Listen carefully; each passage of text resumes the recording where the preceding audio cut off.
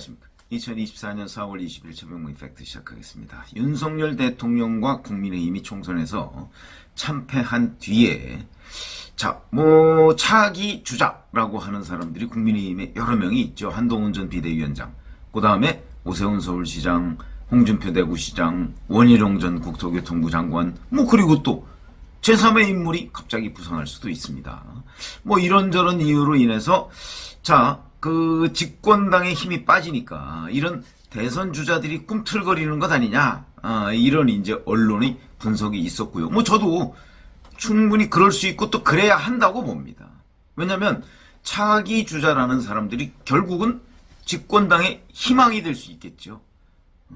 만약에 그 사람들마저 없다, 그러면 결국 민주당의 이재명 대표가 거의 독주를 하게 되는 현상을 초래하게 되고, 더군다나 지금 윤석열 대통령이 다음 주 용산에서 이재명 대표를 만나기로 함에 따라서 이러다가 결국 이재명 대표의 사법 리스크 방어가 성공하는 것 아니냐, 이런 얘기까지 지금 나오고 있단 말이죠. 그러다 보니까 이제 결국은 국민의힘 차기 주자들의 움직임이 관심이 될 수밖에 없다. 근데 한동훈 전 비대위원장은 비대위원장을 내놓은 뒤에 잠적 상태이기 때문에 지금 재기를 점치기에는 아직 좀 이르다 하는 차원에서, 또 원희룡 전 장관은 인천 계양원에서 이재명 대표에게 패배했기 때문에 거기도 조기 등판 좀 어렵다. 근데 현재 그래도 목소리를 낼 수 있는 사람은 오세훈 서울시장과 홍준표 대구시장이다, 이렇게 말씀을 드릴 수가 있죠. 그래서 4월 10일 총선 후 4월 11일에 총선 결과가 발표되니까 이 두 사람이 입장을 냈습니다. 근데 상반됩니다. 바로 11일에 홍준표 대구시장이 예고 없이 그 대구시청 기자실을 찾아서 이렇게 얘기했습니다.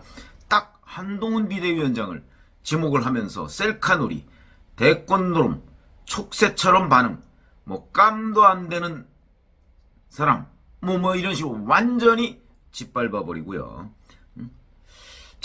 그러면서 총선 패배의 책임이 모두 한동훈 비대위원장한테 있는 것처럼, 반면에 같은 날 오세훈 서울시장은 페이스북에다가 입장을 발표했는데, 국민의 질책은 준엄했다. 국민의 신뢰와 사랑을 견인하지 못한 책임을 통감한다. 초토화된 광야에 한 그루 묘목을 심는 심정으로 잃어버린 신뢰와 사랑을 다시 회복하기 위해 전심전력하겠다, 이렇게 얘기했습니다. 홍준표 대구시장이 모두가 다 아는 총선 참패의 원인을 한동훈 몫으로 돌리는 것, 왜 그럴까요? 그러면서 윤석열 대통령을 두둔하는 것, 이건 결국 윤석열 대통령의 지원, 자기의 대권 가도에 윤석열 대통령의 지원을 기대하고 그렇게 하는 거 아니겠습니까? 반면에 오세훈 서울시장은 공동 책임론을 얘기하고 있습니다. 자기도 통감 이런 얘기를 하면서, 이거는 윤석열 대통령의 지원에 기대하기보다는 미래를 얘기하겠다. 결국 국민들을 향해서 내는 목소리다. 이렇게 이제 상반된 것으로 보이고, 이렇게 되다 보니까 윤석열 대통령은 지난 16일이죠. 바로 한동훈 책임론을 얘기한 홍준표 대구시장을 불러서 4시간 동안 만찬을 가진 것으로 되어 있고요. 지금 그 각종 보도에 보면 화기애애하고, 심지어 홍준표 대구시장이 김한길 총리, 장제원 비서실장 이런 걸 추천했다고도 하고, 본인한테 총리를 맡아달라는 건 거절했다고 하고, 이런 얘기들이 쭉 나오고 있습니다. 김한길, 장제원, 어떤 의미를 갖는다고 보시죠? 이게 가능할 거라고 보시나요? 일반 국민들의 시각으로 보면 지금 윤핵관 중의 핵관이라고 하는 장제원 의원을 대통령 비서실장으로 쓴다? 저는 능력은 충분히 있고 쓴소리도 할 수 있는 사람이라는 걸 알고 있지만, 일반 국민의 시각에서 보면 윤석열 대통령이 이번 총선 참패의 가장 큰 원인 제공자인데, 근데 윤핵관으로 이 국면을 전환한다? 이건 아닌데? 저는 그럴 걸로 보입니다. 국민 다수가. 홍준표 대구시장이 그거 모를까요? 그런데도 완전 윤석열 맨으로 김한길, 장제원을 추천했다. 이거는 결국 뭐냐? 윤석열 대통령의 일종의 비위를 맞춰준 거죠. 아, 윤 대통령이 이런 생각을 가지고 있을 테니까 내가 그 심기를 좀 경호해줘야 되겠다. 뭐 이런 거 아니겠는가? 그건 왜 그럴까요? 본인이 이제 차기 정치 지도자 뭐 이제 경쟁이 시작되면 친윤들의 좀 도움을 받아서, 왜냐면 당내 세력이 약하니까 도움을 받아서 한번 도모를 해보겠다, 이런 거 아닌가요? 저는 그렇게 봅니다. 아마 제 분석이 맞을 겁니다. 그런 것이고요. 오세훈 서울시장 다릅니다.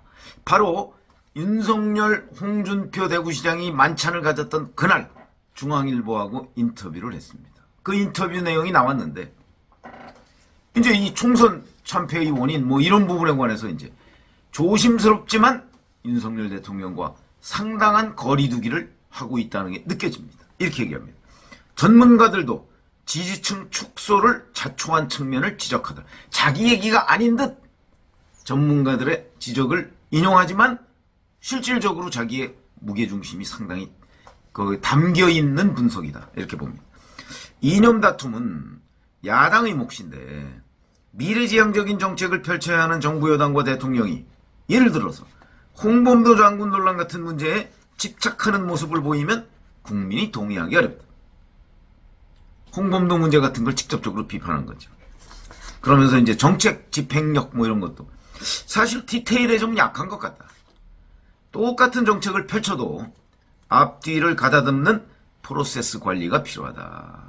이러면서 뭐 R&D 예산 삭감 뭐 이런 부분을 얘기를 합니다. 그러니까 그런 것들에 대한 사전 정지 작업이 부족하다, 이런 거를 얘기하는 거죠.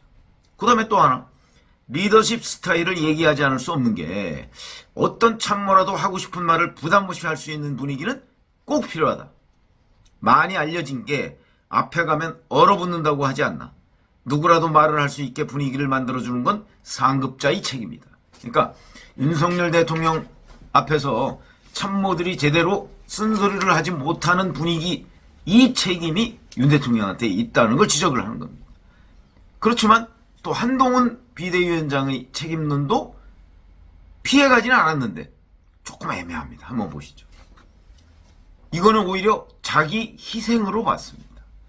선거 전략, 그러나 선거 전략 측면에서는 상대방의 프레임에 말려 들어간 측면이 있다. 정권 심판론은 당연히 등장하는 과거지향적 프레임인데 586 심판론으로 맞불을 놓음으로써 스스로 그 프레임으로 들어갔다. 전략의 무죄다. 이렇게 얘기했지만 한동훈이 자기 희생 부분을 평가해 준 겁니다.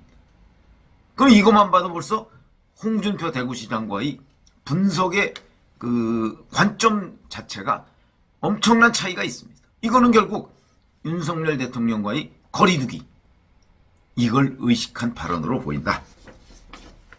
자, 그러면 윤석열 대통령과 홍준표 대구시장의 일종의 밀월이라고 하는 데에 대해서 오세훈 서울시장은 윤석열 대통령과 적절한 지금 거리두기를 하고 있는 것으로 보인다. 둘 다 대선 전략 차원이라고 봐야죠.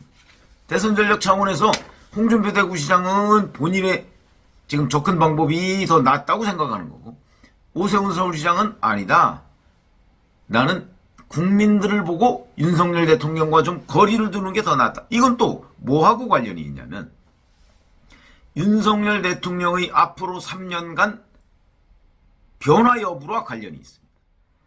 홍준표 대구시장은 윤석열 대통령이 이런저런 뭐 이재명 대표와의 회담도 하고 뭐 이런저런 인사를 해가면서 조금 변화하고 그러면 지금보다는 지지율이 좀 회복이 돼서 본인을 지원할 수가 있다 라고 판단을 하는 것으로 보이고, 오세훈 서울시장은 그게 아니고 윤석열 대통령은 지금과 비슷한 상황으로 갈 가능성이 높기 때문에 본인은 윤 대통령과 가까워지는 것보다는 윤 대통령과 적절한 거리를 두는 것이 자기한테 유리하다. 저는 이런 판단의 차이라고 봅니다.